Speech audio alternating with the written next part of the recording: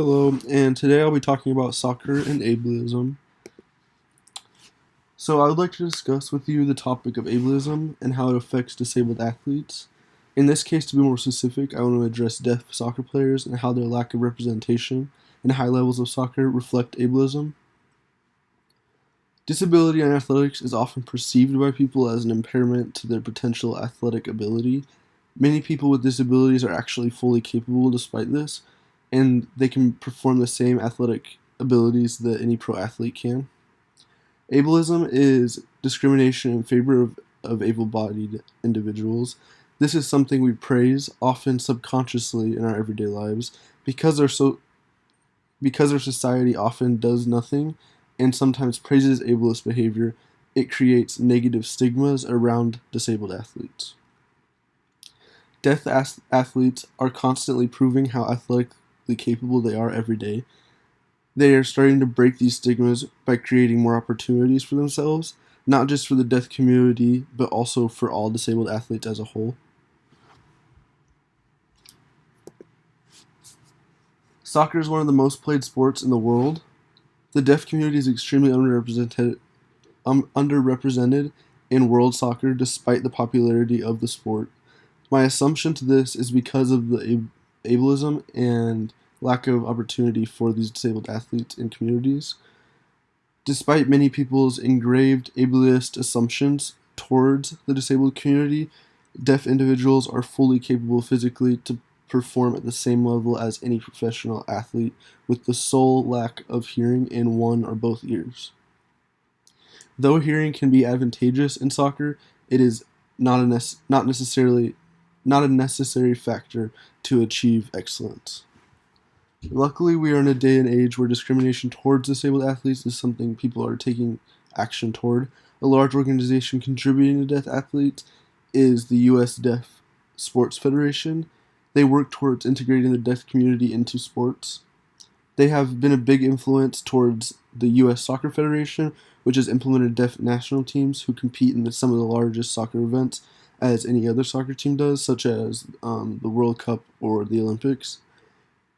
Through this, though this though this is progress towards eliminating ableism in sports, the fact that they feel the need to create teams separate from the primary national soccer teams, in my opinion, shows how present ableism is in our communities, though they're making efforts to help. This concept of ableism is something that is unknown in the sports community. You can see this through the lack of awareness, acknowledgement, and representation throughout all sports of the disabled community. The mainstream media almost never highlights success in the deaf community's athletics, despite many of their huge accomplishments. One example of this is the U.S. Deaf Women's National Team winning the World Cup. Almost every major sports, political, local news channel raised no awareness towards this in their mainstream media. However, almost everyone in the U.S. and many other countries witnessed highlights or news of some sort acknowledging when the U.S. women's national team won the World Cup, the able-bodied women's national team.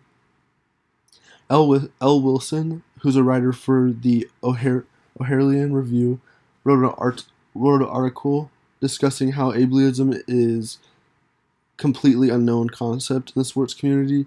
He uses the example of the Olympic Games compared to the Paralympic Games. He discusses how after Michael Phelps achieved what he did, he has become a household name. And on the other hand, a majority of us cannot name a single Paralympic athlete from any country competing in any event. This shows how influenced we are as a population of these ableist concepts and this mindset that we have. My goal of discussing this topic of ableism and the lack of representation of the deaf community is in sports is to influence a breakdown of this mindset. In soccer, there's very little that a deaf person would not be able to do.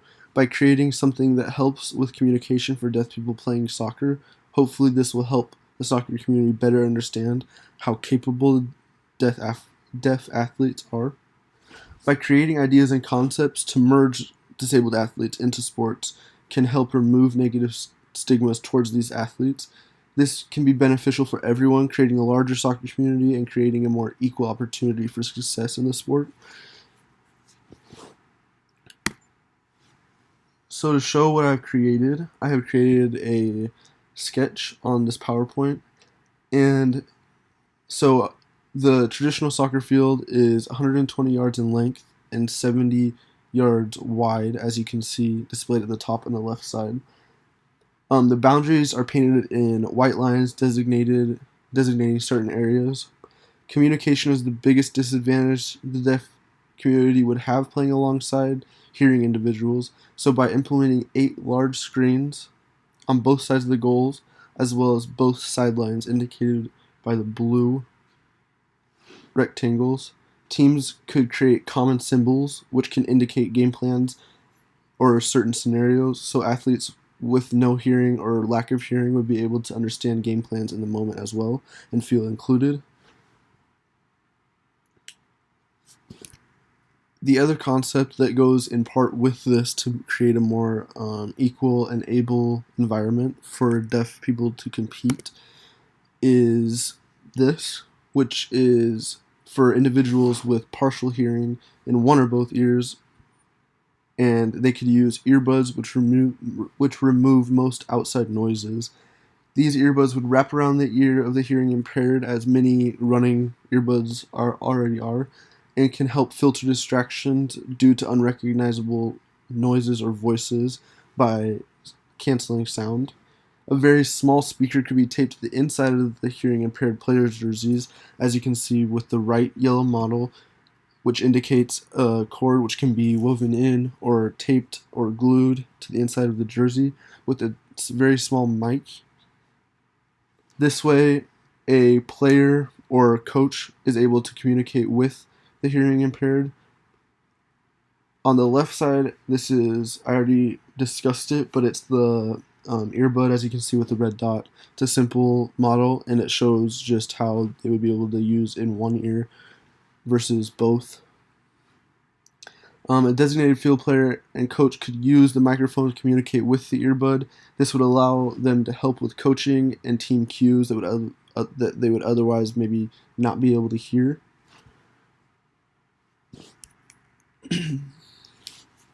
So overall, this concept I have created is hopefully would be able to help with creating more equal opportunity for the deaf community in soccer. The main reason this is so important to me is because of how influential soccer has been on my life, and I've played it from the age of 6 to now. I don't feel that it's fair for anyone to miss out on these kinds of learning experiences if they have the desire to play the sport solely based on a disability they have. If an individual is capable of the same athletic ability as anyone, they should not have a lack of opportunity solely because of their disability. Ableism is something that is toxic in our environment and community, and a concept that should be brought to the surface as raising awareness towards it, so that we can hopefully create a community that is integrated without discrimination towards disabled people. I believe in equal opportunity for everyone and think sports are a great way to normalize these opportunities because of how popular they are in our everyday lives.